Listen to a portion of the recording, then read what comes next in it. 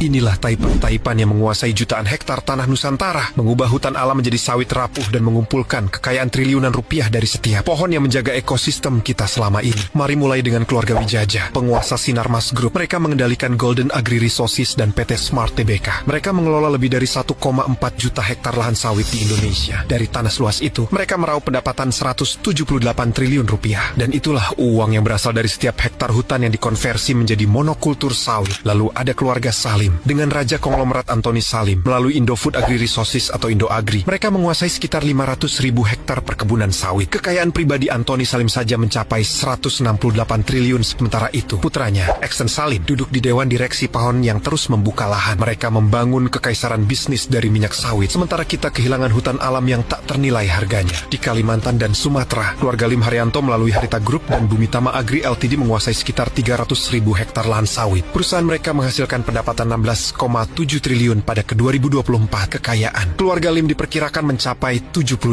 triliun. Setiap hektar yang mereka kelola ada tanah adat yang dirampas dan ditukar bencana untuk masyarakat sekitar. Selanjutnya keluarga Bakhtiar Karim dengan Musimas Group. Mereka mengelola sekitar 400.000 hektar perkebunan sawit dan pabrik oleokimia. Kekayaan keluarga mencapai 63 triliun. Mereka adalah salah satu raja sawit paling kaya di Asia Tenggara. Bakhtiar Karim dan saudara-saudaranya telah mengubah kekayaan alam menjadi mesin uang bagi keluarga mereka pribadi. Dilanjut Martua Sitorus, pendiri bersama Wilmar International, raksasa sawit terbesar di dunia. Kekayaannya mencapai 55 triliun. Wilmar menguasai rantai bisnis sawit yang amat panjang. Di Indonesia saja, melalui anak perusahaannya seperti PT Wilmar Nabati Indonesia, mereka mengelola ratusan ribu hektar kebun. Di balik merek minyak goreng terkenal seperti Sania dan Fortune, menunjukkan juga berapa banyak kerusakan alam yang ia acuhkan. Lalu, ada Siliandra Fangyono dengan harta sekitar 38 triliun. Perusahaannya menguasai ratusan ribu hektar kebun sawit di Sumatera, Kalimantan Timur, dan Kalimantan Barat. Di balik kesuksesan sahamnya di Bursa Singapura, laporan-laporan investigasi juga menyoroti ekspansi perkebunannya yang kerap berbenturan dengan hutan alam dan hak masyarakat adat.